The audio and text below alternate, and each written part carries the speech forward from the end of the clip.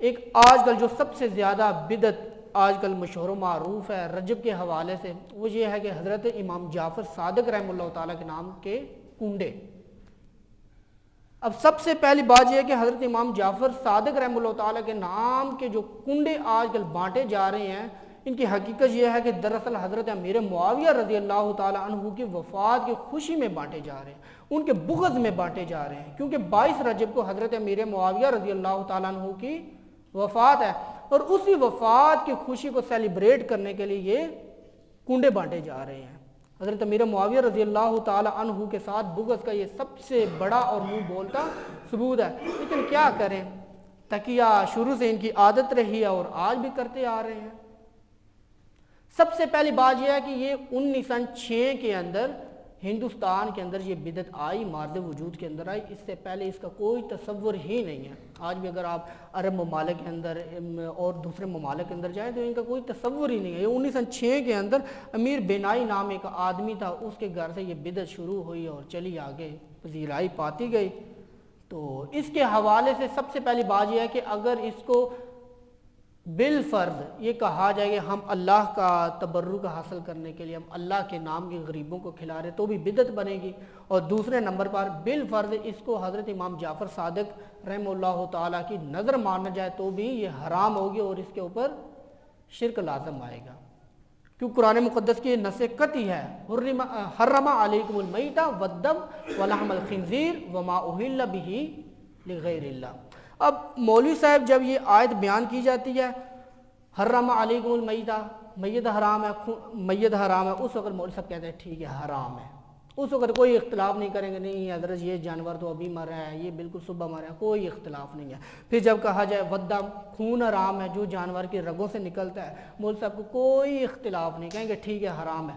جب تیسری بات کی جائے ولحم الخنزیر، خنزیر کا گوشت حرام ہے، اس وقت مولوی صاحب کہیں گے بالکل حرام ہے، کوئی شک نہیں۔ لیکن جب چوتھی بات کی جاتی ہے نا وما اہل بہ لغیر اللہ، جو غیر اللہ کے نام کی نظر نیاز ہے، جو 11ویں ہے، 12ویں ہے، جعفر صادق کے نام کے کنڈے ہیں، یا کسی طرح کی بھی نظر و نیاز ہے، وہ بھی حرام ہے۔ یہاں پر آگے جو مولوی صاحب ہے نا وہ تعویلیں کرتے ہیں، مولوی صاحب کے پیٹ کے اندر ایک مروڑ سی اٹھتی ہے اور وہ کہتے ہیں کہ نہ جی حضرت یہ نہیں، دراصل جو منت ہے غیر اللہ کے نام کی نیاز ہے وہ دوسری حرام ہے جو واجبی ہے۔ واجبی سے مطلب جو ایک نظر مانی ہوئی ہوتی ہے کہ اگر یہ میرا کام ہو گیا تو میں یہ بکرا دوں گا، چھترا دوں گا یا چاولوں کی دیگ دوں گا۔ جب وہ کام ہو جاتا ہے، پورا ہو جاتا ہے، اب وہ منت اور نیاز دینا لازمی ہو جاتا ہے، وہ لازمی ہو جاتا ہے، واجب ہو جاتی ہے۔ وہ کہتے ہیں جو وجوبی منت اور نیاز ہے نا وہ حرام ہے، لیکن جو نفلی ہے، جو ویسے ہم تبرک کے لیے درباروں کے اوپر بانٹتے ہیں یا جعفر صادق رحمہ اللہ تعالیٰ کے نام کے کنڈے دیتے ہیں، وہ حرام نہیں ہے۔ تو یہ قانون ذہن کے اندر رکھ لیں کہ النذر هو العبادہ، العبادۃ لغیر اللہ فہو شرک، کہ نظر عبادت ہے اور عبادت اللہ کے علاوہ کسی کی بھی ہوگی وہ شرک ہے، چاہے کسی صورت کے اندر ہو، چاہے وہ مالی صورت کے اندر ہو، قولی صورت کے اندر ہو یا فعلی صورت کے اندر ہو۔ عبادتوں کی 3 قسمیں مشہور، قولی، فعلی اور مالی۔ قولی عبادت زبان سے کہنا کہ اے اللہ ہم تجھی سے مدد مانگیں گے اور تیری ہی عبادت کریں گے۔ اب اس کے اندر شرک یہ ہے کہ یا علی مدد، یا محمد مدد، یا شیخ عبد القادر جیلانی اغثنی، میری مصیبت کو پہنچ، یہ قولی عبادت کے اندر شرک لازم آئے گا۔ اور مالی عبادت کیا ہے؟ مالی عبادت یہ ہوتی ہے کہ اللہ کے نام کی نیاز دینا، نظر دینا، صدقہ کرنا۔ اب یہ کسی غیر اللہ کے نام کی ہوگی، بزرگوں کے نام کی، پیروں کے نام کی، فقیروں کے نام کی، کسی کے نام کی ہوگی، کسی صورت کے اندر بھی ہوگی، 11ویں کی صورت کے اندر ہوگی، کنڈوں کی صورت کے اندر ہوگی، یا پھر اور جو بھی صورتیں موجود ہیں کسی صورت کے اندر بھی ہوگی، یہ بھی حرام ہوگی۔ اور تیسری عبادت جو فعلی عبادت ہے، جو ہم اپنے اعضاء سے ظاہر کرتے ہیں، جو اللہ کے دربار میں کھڑے ہو کے عبادت کرتے ہیں، رکوع کرتے ہیں، سجدہ کرتے ہیں، قیام کرتے ہیں، اگر اس کے اندر کسی قسم کا کسی غیر کو شریک کیا جائے تو بھی شرک لازم آئے گا۔ فعلی عبادت یہ ہے قیام کرنا۔ اب دیکھو درباروں کے اندر جائیں، بڑے بڑے جو پیر ہوتے ہیں ان کے مزاروں کے اندر جائیں اور جا کر آپ کو پتہ چلے گا کہ جب مرید آتے ہیں بڑی عاجزی سے کھڑے ہوتے ہیں، ہاتھ باندھ کر کھڑے ہوتے ہیں، تو یہ بھی شرک ہوگا اگر تعظیم کی نیت ہے۔ اور بڑے بیٹھے ہوتے ہیں تشہد کی شکل میں، بڑے ایک دل کے اندر عاجزی لے کر اور ایک محبت اور عقیدت کے نظریے سے، یہ بھی شرک ہوگا اگر یہ نظریہ۔ اور تیسرا سجدہ کرنا، جھک جھک کے ملنا، پیروں کو بوسے دینے، یہ بھی شرک ہوگا۔ لہٰذا یہ 3 عبادتوں کی قسمیں ہیں، تو اس وجہ سے ان سے بچا جائے۔ اللہ کے قرآن نے فرمایا کہ انہ من یشرک باللہ فقد حرم اللہ علیہ الجنہ، دنیا کا ہر گناہ معاف ہو جائے گا، چاہے جتنے بڑے گناہ گار ہو تم۔ ایک وقت آئے گا کہ اللہ سزا دینے کے بعد بخش دے گا، یا ویسے ہی اللہ کی رحمت کو شاید جوش آ جائے، اللہ بخش دے، لیکن یہ ایک ایسا گناہ ہے جو اللہ کی ذات کے ساتھ شرک ہے، یہ اللہ کبھی بھی نہیں بخشیں گے، اور ہمیشہ ہمیشہ کے لیے اس بندے کا ٹھکانہ جہنم ہو جائے گا۔ توحید دراصل اللہ کی غیرت کا مسئلہ ہے۔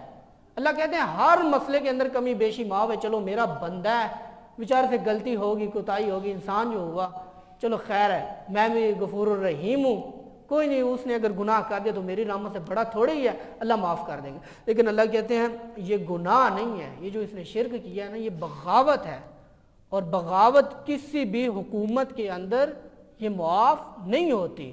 کسی بادشاہ کے آپ باغی ہوں، بغاوت کریں نا تو اس کی سزا قتل ہوگی، موت ہوگی۔ تو اللہ کہتے ہیں جب ایک بادشاہ بغاوت برداشت نہیں کر سکتا، تو میں تو الہ العالمین ہوں، رب العالمین ہوں، بادشاہوں کا بادشاہ ہوں، میں کیسے برداشت کر سکتا ہوں؟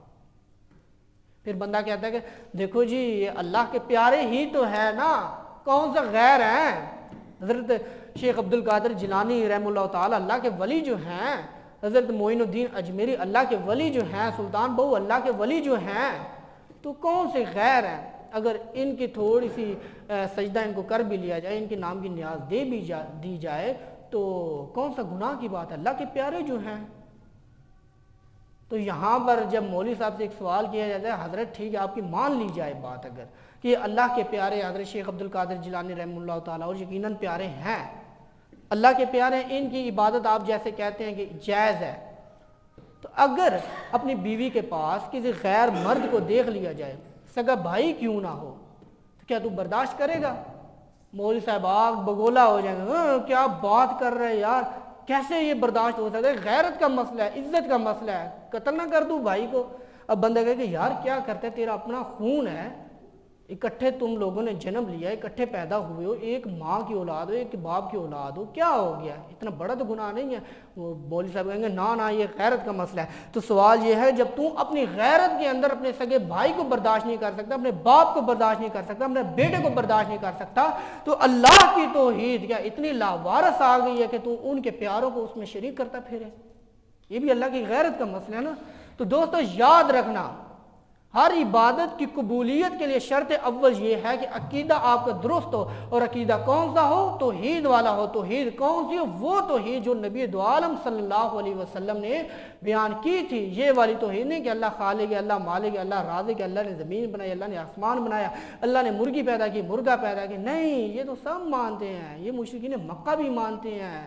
توحید یہ ہے لا الہ الا اللہ، اللہ کہتے ہیں کوئی الہ نہیں ہے۔ الہ کا مطلب کیا ہوتا ہے؟ کوئی تمہاری سور و پکار کو پہنچنے والا نہیں ہے، کوئی تمہاری مدد کرنے والا نہیں ہے، کوئی بگڑیاں بنانے والا نہیں ہے، کوئی اولاد دینے والا نہیں ہے، چاہے شیخ عبد القادر جیلانی ہے، چاہے معین الدین اجمیری ہیں، چاہے اللہ کے جتنے بھی پیارے ہیں، ٹھیک ہے پیارے ہیں، ان کی عقیدت محبت ہے، لیکن سجدہ اور عبادت صرف اور صرف اللہ کے نام کی ہے۔ یہ الہ کا معنی ہے، الا اللہ، صرف اللہ، کوئی عالم الغیب نہیں ہے، کوئی حاجت روا نہیں ہے، کوئی مشکل کشا نہیں ہے، الا اللہ، صرف اللہ۔ آگے ہے محمد رسول اللہ، اگر شریعت چلے گی، عبادت کا طریقہ چلے گا، اگر رسم و رواج چلے گا تو محمد رسول اللہ کا چلے گا، اگر شادی بیاہ کے اوپر رواج چلے گا تو اس سنت طریقہ نبوی چلے گا کہ آپ علیہ السلام نے حضرت فاطمہ کی شادی کیسے کی، آپ علیہ السلام نے زندگی کیسے گزاری، آپ علیہ السلام نے رقیہ، زینب، ام کلثوم رضی اللہ تعالی عنہما کی شادیاں کیسے کی، آپ علیہ السلام دامادوں کے ساتھ برتاؤ کیسے کیا کرتے تھے، آپ علیہ السلام بچوں کی تربیت کیسے کیا کرتے تھے۔ اور آج بچوں کی تربیت کیسے ہو رہی ہے؟